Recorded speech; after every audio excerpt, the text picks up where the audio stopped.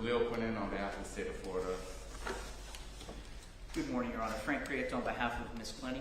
And Sabrina Puglisi on behalf of Ms. Clenney, who is present before the court. Good morning. Good morning, ma'am. Good morning, Your Honor. Scott Collins on behalf of the Minor Herald. Can you grant the relief to New Jersey? Yes. Thank you.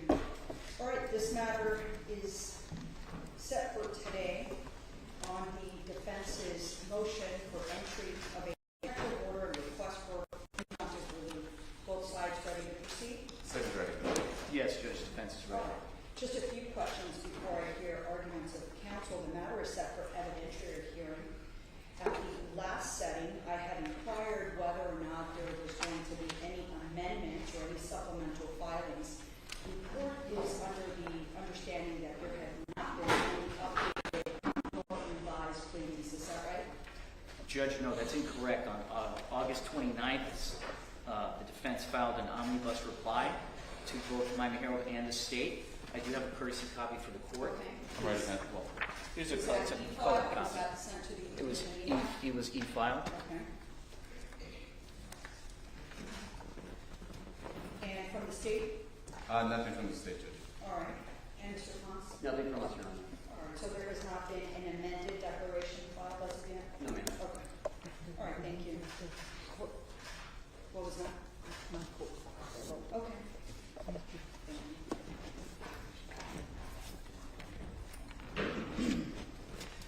Your Honor? Just 1 second. Mr. Prieto, I take a look at your reply. Yeah, I was going to offer the color copy. It is a little bit easier to read Okay, when you get thank towards you. the affidavit. Sure. Sure. It is the same. It's got the stamp on it.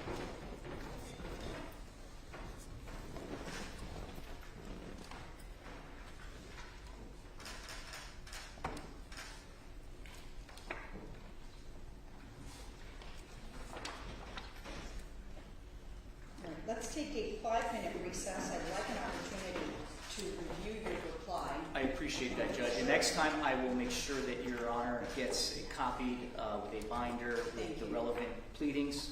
All right. I apologize. I thought you It's would have okay. received No it. need to apologize. We'll take a 5-minute recess. 5-minute recess. All right.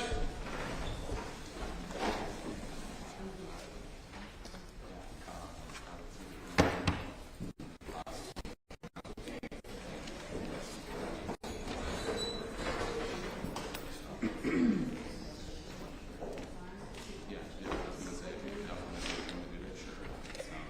I don't know how long you can transfer.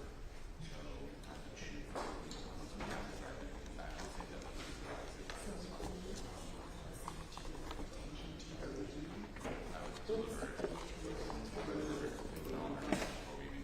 I should have bought the regular mask. Let me get one out of chambers. I can't breathe in no. I can't. Perry got some back. Perry got some back there. I think she. Who's trying to get your name? I can.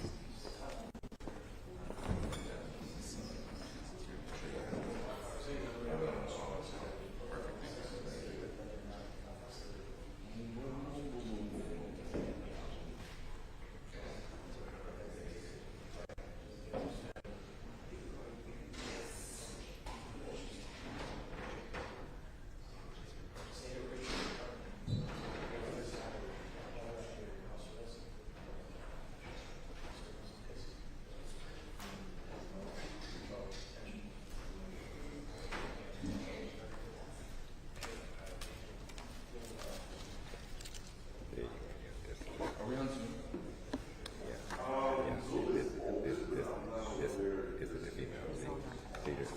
No, my question was whether it was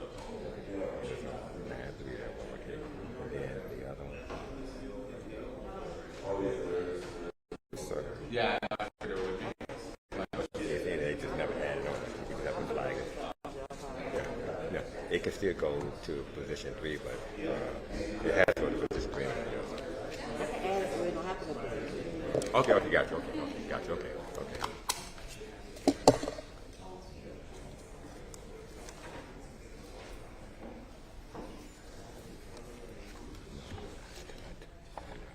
I told Court, I want to be here with my camera.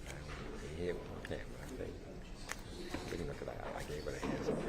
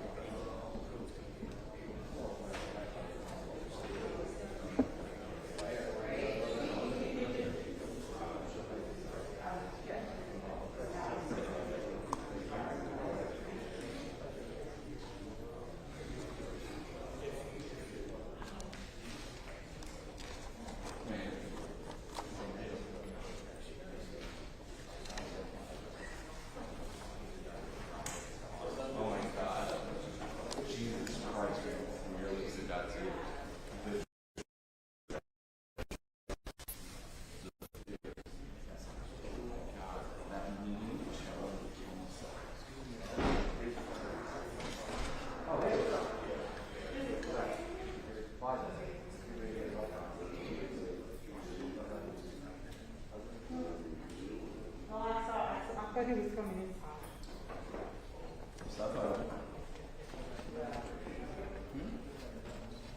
I was a man that I could breathe. I couldn't breathe. Are you guys in trial or something? No. Do you have a hearing after today? Like after this? Yeah. Is there something this week? Maybe. No. I don't want you. Wait. So the week Wait, for no. today? No. Is he upstairs? Yeah, he said he was in the middle of his trial. Who is that? Sean. Oh, Yeah, so it's probably- he's on this, he's the GC. Yeah. So he'll be here. Oh, I don't know. I think he's upstairs. He hasn't gone.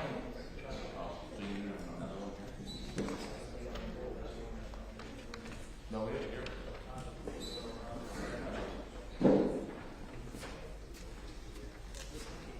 Thank you. Outside, right?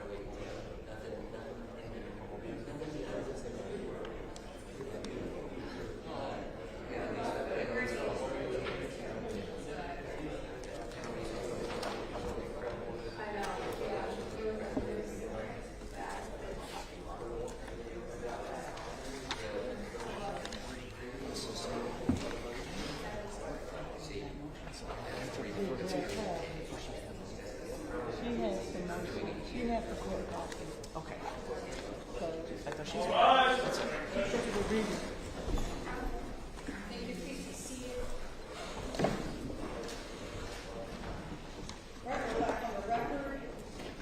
The court has had an opportunity, Mr. Diego, to review the defense's reply and the attachment as well. All right? And both sides are now ready to proceed. The city's ready. All right, Mr. Diego, it's the defense's burden. You may begin. Yes, Judge, just to put this kind of in context, we're here on the defense's motion for protective order because of the influence that media can have on the fair and impartial administration of justice in this courtroom. In order to provide for the fair and impartial administration of justice for Ms. Clenney in this matter, we're requesting that Your Honor issue a protective order limiting the amount of discovery that would become subject to Chapter 119. We believe that the State Attorney's Office, beginning the day after Ms. Clenney's arrest, mobilized the media and utilized them as a tool. It's clear that the family of the decedent in this case also did the same. At a news conference the day after Ms. Clenney's arrest, put forth by the State Attorney's Office, where the victim's family was present, where the victim's attorney was present, and was given access to the State Attorney's news conference at the end after Ms. Wonder was done speaking. The most poignant part about that State Attorney news conference was the release of an elevator video that depicted a physical altercation between Ms. Clenney and Mr. Obumseli. In that video, which has been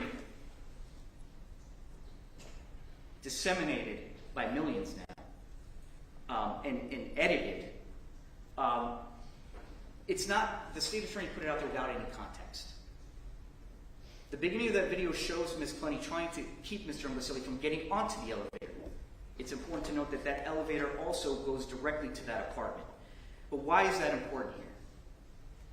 The drip, drip, and drip of release of video in this case or audio, pictures, pornography is going to erode our client's right to a fair and impartial trial down the road, guaranteed by the Sixth Amendment and the Florida Constitution.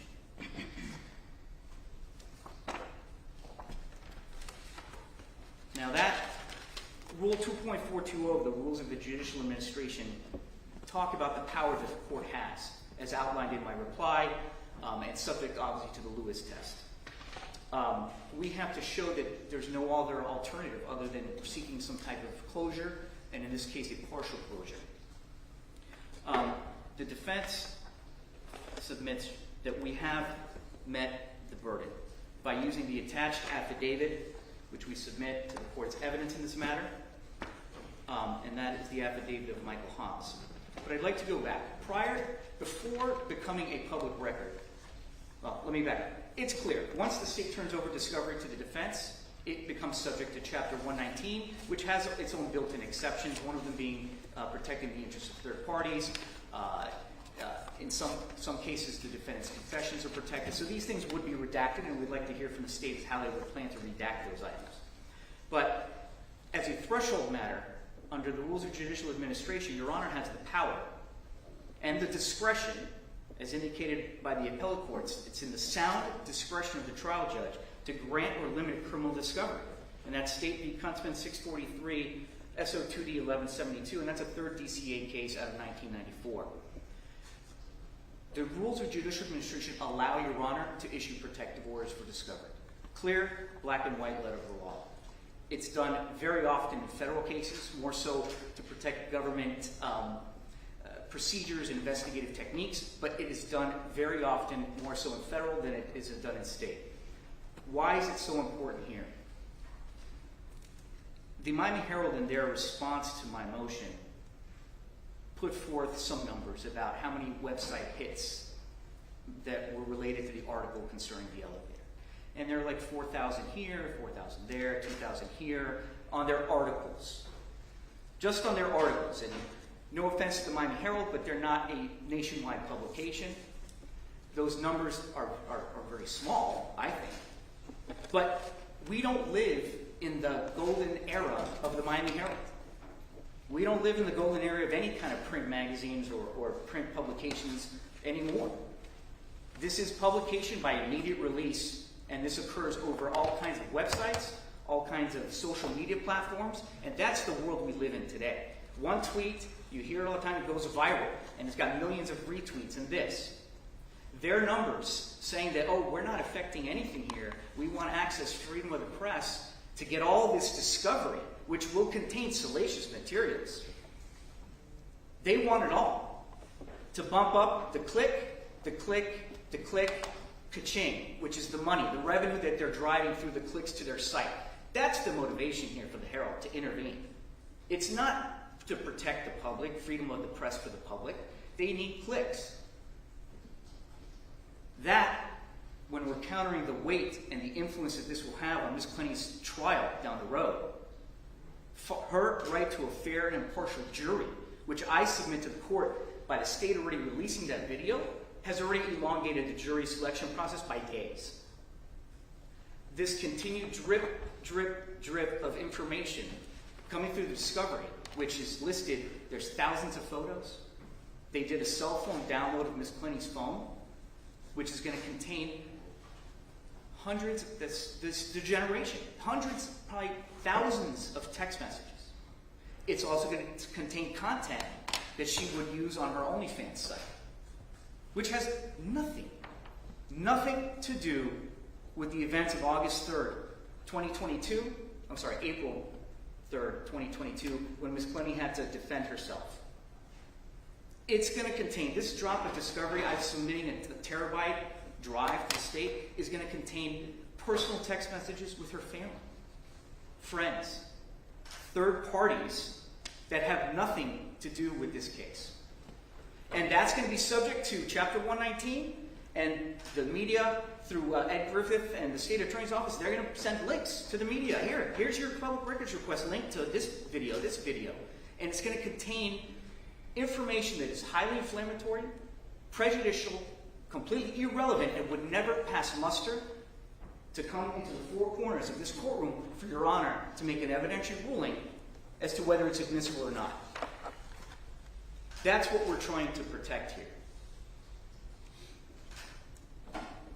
The only way to do that, Judge, is to limit the release of this discovery. And what I would suggest is, and we've done this in other cases where the state and I and co-counsel, we sit down and have a discovery conference. We go through the discovery. Hey, this is relevant, this is not, this is relevant, this isn't. We want this, we think this should be released. We'll come up with, to Your Honor, with as much agreement as we can about what should be subject to disclosure, what should not be subject to disclosure, to pare down the amount of discovery in this case, because it is voluminous by the state's own admission. So that is a workable plan. I think it's a plan that guarantees both freedom of the press. It guarantees Ms. Clenney's right to a fair trial. But we need some type of backstop to prevent the salacious release of videos, TMZ released videos. There's a hunger for this case in the media. And what we're trying to do is make sure that this case gets tried in a court of law. And actually, to quote Ms. Rundle, after her news conference, we won't be doing this in the media. This belongs in a court of law, and that's where we will go from here. From here, meaning after they released that video, saying that, oh, we think this video depicts the aggressive nature of Ms. Clenney, offering her own commentary, which, if you turn to the affidavit of Mr. Haas,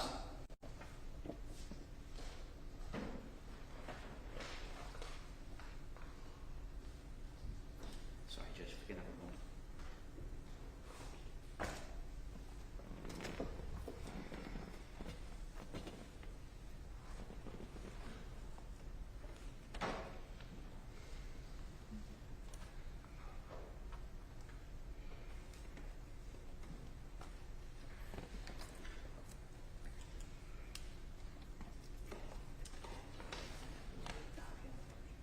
Judge, I apologize. I passed up to the court my only copy of the motion. I don't know if the state has the copy that they were going to provide to the court. I just wanted to highlight. I would give it back, but I just wrote down. No problem, Judge. Thank you, State. So, Judge, what we did to counter and present to the court what we believe is a more appropriate picture of the influence that release of these types of videos or conversations can have, and showing that the court that the affidavit provided by the Herald is completely off base. Mr. Haas did certain searches, which he delineates. He did a time matrix as to when popularity and trends of that video were trending at the highest point. The highest point was, I think, the day after this news conference by the state attorney. All right, he did all kinds of searches. The top 5 searches, when he searched for Courtney Taylor elevator, 933,000 views. And that consisted of 292, 293, 237, 60,051 all coming together. And then he has the snippet or the screenshot of how he conducted these searches. Again, using the same method, in the search term Courtney Instagram elevator, 634,000 views. And Your Honor can read the rest of it, as I'm sure you did. This isn't 4,000. This is millions. Millions. Now, what I can't tell Your Honor, I don't know where these viewers were.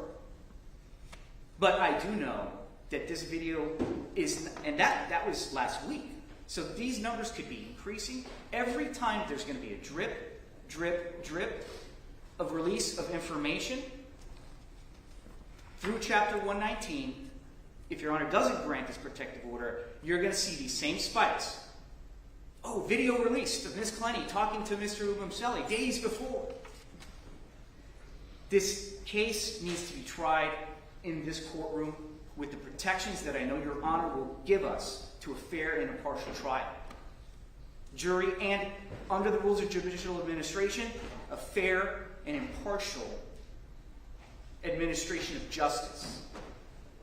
That's why we're here, Judge. The influence that the release of these irrelevant discovery materials will have on her constitutional right to a fair trial. Thank you, Judge. Thank you. Anything further, Mr. Pietro? Anything further? No, Judge, that's the So you're affidavit is the asking only that evidence. this court rely on your motion in reply and the affidavit of Michael Haas. Is that right? That's correct, Your Honor. All right. And just for verification, this court's review of the affidavit of Michael Haas, it does not seem to address the geographic location of his research, correct? That is correct, Judge. Okay. Unlike the declaration submitted by the Miami Herald, which does address the specific Tri-County geographic location of their research. That is correct, and Mr. Haas attempted to garner that information to verify the local hits associated with those Herald articles, but that information was not accessible to him due to limitations and parameters set on the website that is controlled by the Miami Herald. Okay, thank you. Any response? Yes, Judge. Who would like to go first? You want to take it? That's fine. Do not mind I believe mine will probably be lengthier, so I don't know. If he's going to be lengthier, I'll be shorter. Your Honor, thanks for having us today. Scott Ponce on behalf of the Miami Herald. I actually want to talk about what the law requires, and I won't belabor the point because I think what Your Honor just said is very important, pointing out where these views have come from. But the right of access to this material isn't driven by how many clicks there are, how many ka-chings there are, how many drips there are. It's not a numbers-based analysis. There's no bright line that says it has X amount of views. Maybe you restrict it. If you've had less than X, maybe you don't restrict it. Once the information is given, Mr. Prieto said this, and he's absolutely right. Once the information is given or required to be given to the defendant, it becomes a public record. And the way it works, logistically, if that's the right way to say it, is a public records request is made upon the state attorney's office, and the state attorney's office then complies with the public records request, claims exemptions that you should be claimed. That's how that works. So we get to the Lewis test. And the first prong of the Lewis test asks, and that's what we're governed by here. The Lewis test asks, first, closure is necessary to prevent a serious and imminent threat to the administration of justice. And that's the basket in which the defendant has put all of her eggs. And what counsel is arguing is the threat to the administration of justice is that absent closure, the defendant's right to an impartial and fair trial as guaranteed by the Sixth Amendment will be violated. I think it's important to at least say for the record, and it's cited in our papers, and we've cited a couple decisions, we could have cited 10 more, about what it means to have a fair and impartial jury. It doesn't mean a juror who has never heard about the defendant. It doesn't mean a juror who's not aware of the case. A fair and impartial jury, and the Supreme Court has said this time and time again, and it's in our papers, a fair and impartial juror is someone who, even if they've heard about something, will agree to put aside any preconceived notions and agree to base their decision on the evidence that's submitted in court. That's what a fair and impartial juror is. So why did we come forward, Your Honor, with the numbers of readership, or number of clicks, as it were, of the articles and video in Miami-Dade, Broward, and Monroe counties? About 10 years ago, just like Mr. Prieto argued, about 10 years ago we started hearing arguments from defendants saying, well, you know, when Lewis came out and these other cases came out, you had the newspaper of record in the county, and you had the 3 network TV stations, and you know, if you didn't watch the news or didn't subscribe to the paper, you probably never heard of anything. So now that we're in this world where there's the internet and social media and things like that, it's all out there and everyone will see it. And the reason for Ms. Whitman's declaration, again, the analysis is not driven by the number of clicks, but it's to show, God, I wish my client, I wish each of the 2.6 million people who live in Miami-Dade County subscribe to my client's newspaper, but they don't. And we submit the numbers we submitted in Ms. Whitman's affidavit to show that even if this were a horse race about how many clicks there are, there's just not that many locally. There's not. And the notion that in a county, and again, the cases, we cite a lot of cases for this and a lot of block quotes in our paper, the notion that you're in a county as large as Miami-Dade County, that you're not going to be able to seat an impartial and fair juror is just ridiculous. It's just not true. And that kind of segues into the second prong of the Lewis test, because again, the Lewis test is the test we're governed by here. The second prong of the Lewis test says, No alternatives are available. I'm sorry, let's throw that there. No alternatives are available other than a change of venue, which would protect the defendant's right to a fair trial. And in the reply the defendant filed, I think it's about 4 lines, 2 sentences, really skipped over it. And this is a very important problem. In every trial Your Honor has ever conducted as a trial judge in criminal court, in every trial Your Honor did when she was an attorney, before she was a judge, we use voir dire to weed out any juror who gives any suggestion that they can't be impartial for whatever reason. They're related to an attorney, they know the defendant. It's a cruise line case and they love to go on cruises. You would do the same thing here, Your Honor, as you would do in every case that's been in this courtroom. You're going to see if anyone in the veneer gives any indication that he or she can't be impartial and base their verdict on the evidence that comes out of the courtroom. So on that basis alone, there's no reason the plaintiff can't meet the test. And the third point, Your Honor, is that closure would be effective in protecting the rights of the accused without being broader than necessary to accomplish this purpose.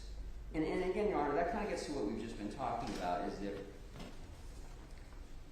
an order closing all of the discovery is much more broad than necessary.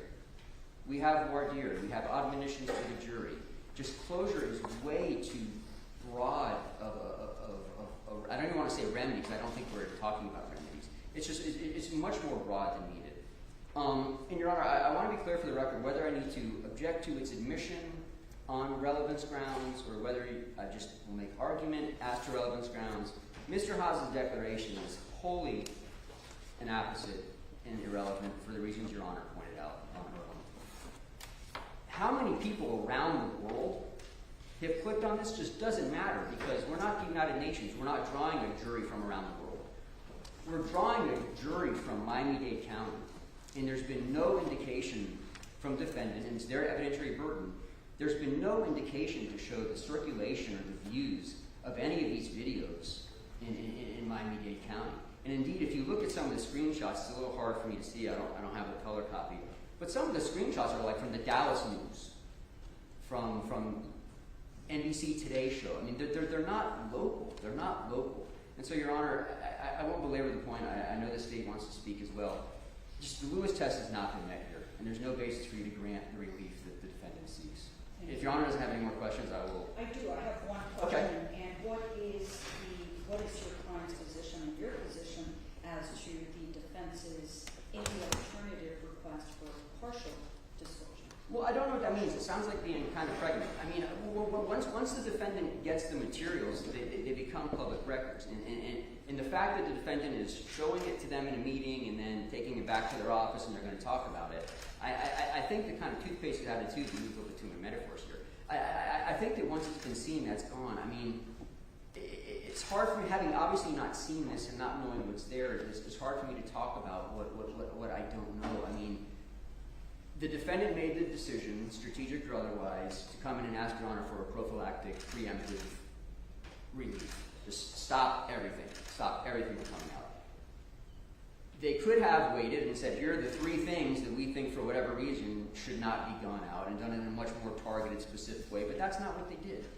You know, we're here on day 2 of these hearings. They came with what they came with. They didn't change their approach, I don't think, in the reply. You know, it was their decision to come and request this kind of blanket preemptive relief, and it's just not appropriate. There's no grounds for it. Thank you, Mr. Ponce. Thank you, Your Honor. State. Thank you. May it please the court to look on behalf of the state. Mr. Ponce for the Herald has addressed a lot of this, so my remarks will be significantly reduced. First and foremost, just to address that point, the state made an argument about rightness and its written motion, and I did acknowledge that written in our papers that the defendant's motion was not right, but would inevitably be right.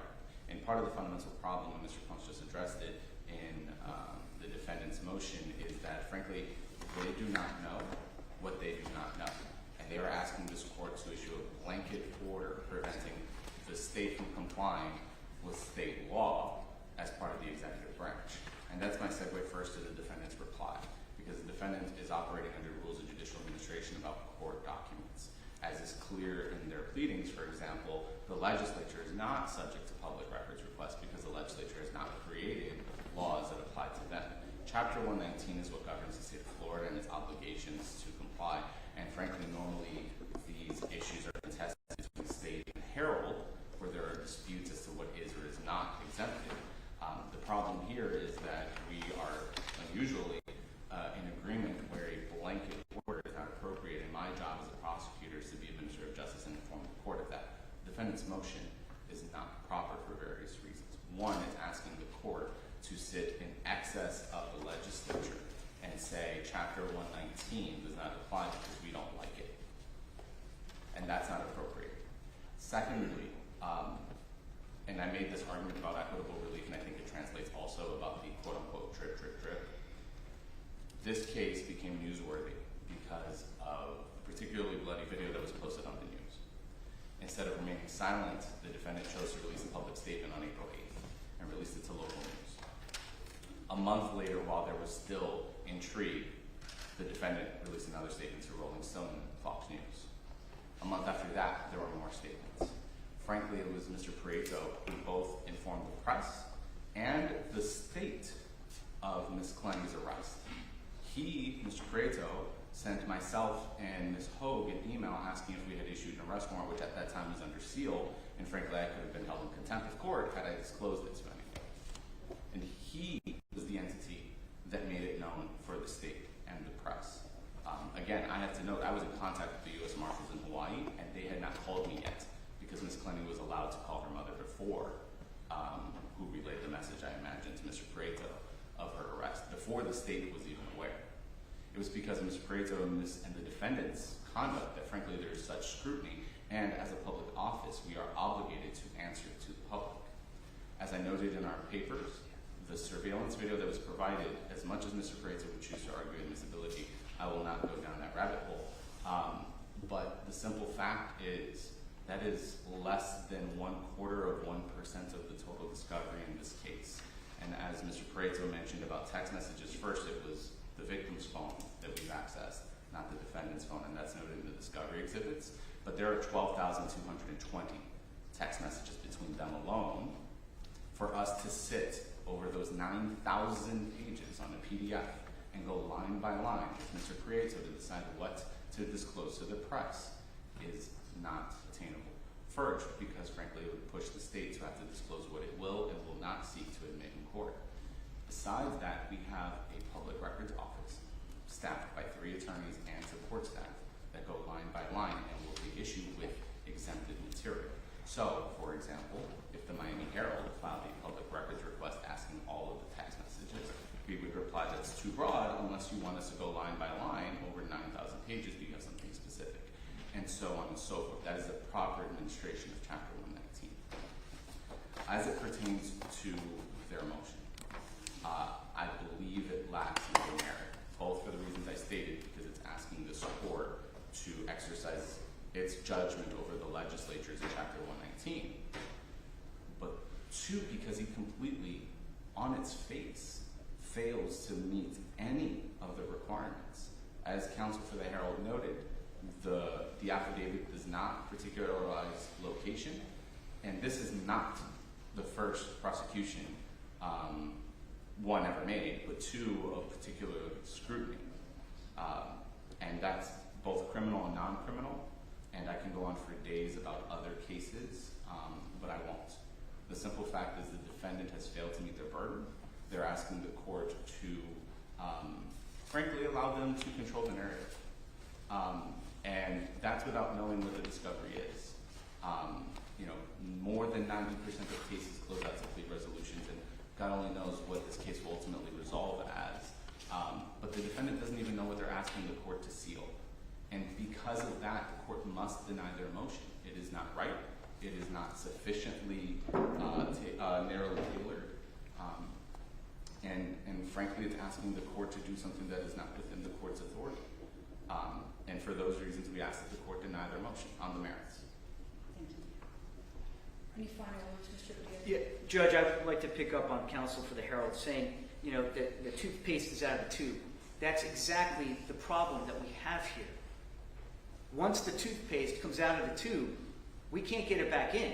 So what the state is arguing, and what the Herald's arguing, is saying, hey, just let it all become public record, and then, Mr. Prieto, you and your defense team filter through it and file your objections or motions to seal at that point.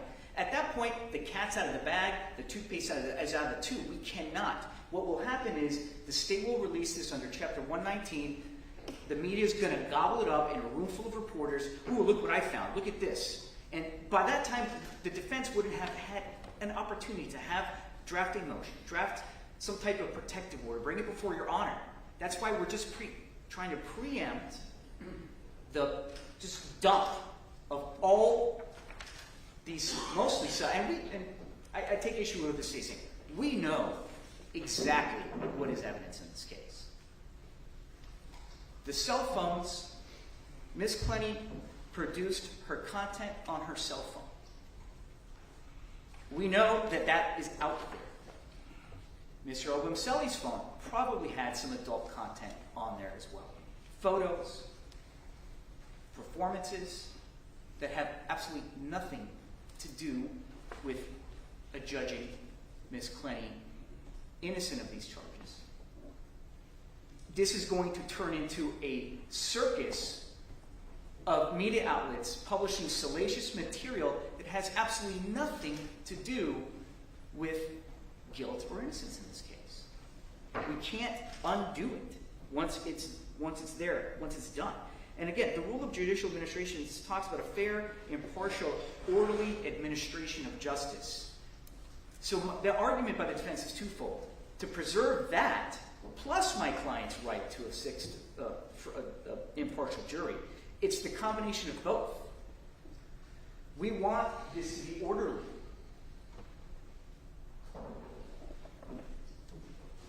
Judge, the release of sexually explicit videos, audios, personal information exchanged between Ms. Clenney, her family, this background noise that we're trying to prevent is why we're here. And, you know, Judge, the state's talking, I washed my hands this morning. They're not unclean. They're clean. They've been clean. To vigorously defend my client, I'm not going to stand back and let her be a punching bag in the media. So any contact that I've had with media outlets has been to push back against a false narrative that's being put out there. And that's well within our right, which is actually why we're here, because then we can craft a protective order that not only keeps the state in check as being a minister of justice as they should be, it prevents the defense from doing the same thing, which I'm happy to do. Something needs to be put in place, Judge, to guarantee my client's right, but also the orderly administration of justice in this courtroom. Judge, I received, just to talk about the impact of releasing these drips of discovery, I received somebody on August 14th was so impacted by the release of this video that they felt the need to go to my website and click on the ability to send me an email. And it says, sorry, bud, but Courtney is going away for murder. After seeing the earlier video of that elevator, there's no way her self-defense story holds up. She's a psycho that needs to be locked up. This is not the only one, but this is the attention that this garnered. Somebody felt the need to go and communicate with me directly because of this video. And there is no way that the state or the defense can tell you exactly where all these clips come from. What we know, the volume is extraordinary. Millions, millions and millions, which in order to protect the fair administration of justice under the rules of judicial administration, when looking at the future of voir dire, I think a protective order is appropriate.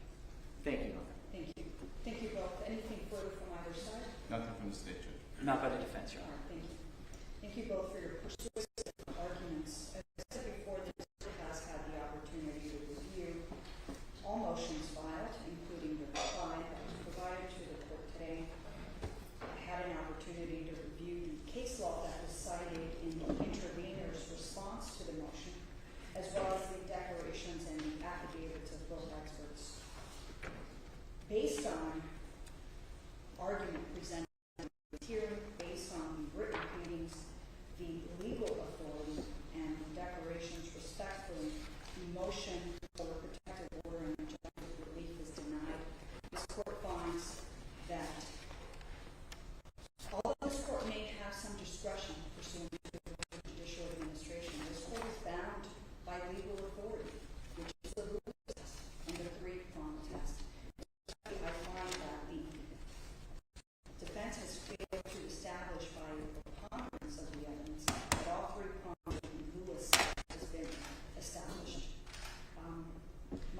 is without prejudice. At this time, just for verification, the state has not provided initial discovery, correct? We filed discovery exhibit, Judge, and I've consulted with our public records custodian and the proffer evidence. Mentioned, however, and I forgot to mention it because it wasn't on the merits of the defendant's motion, but not everything contained within discovery is subjected to public records requests. So, for example, a confession of a defendant is not subject to a public records request until the resolution of the case. That's explicit in Chapter 119. That's explicit for the purpose, as such counsel has noted, about the defendant's right to a confession theoretically.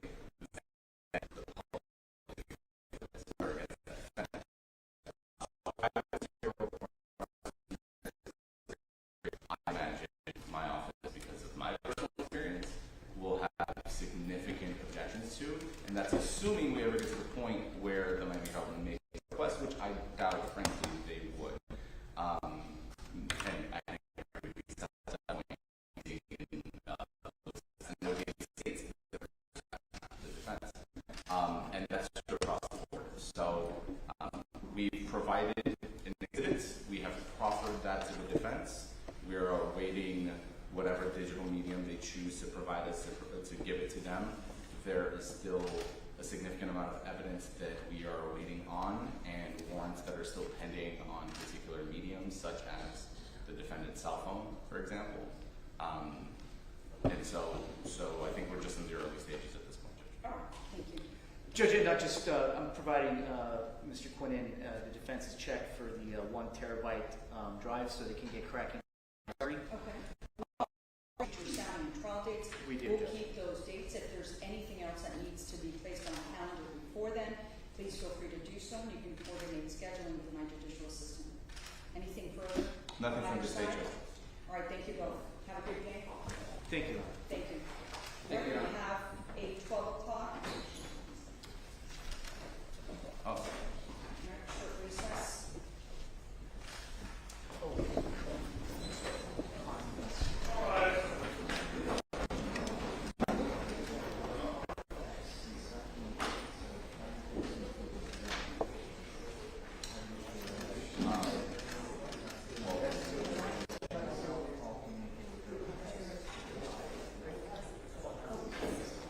Theoretically, it would be a 4:13.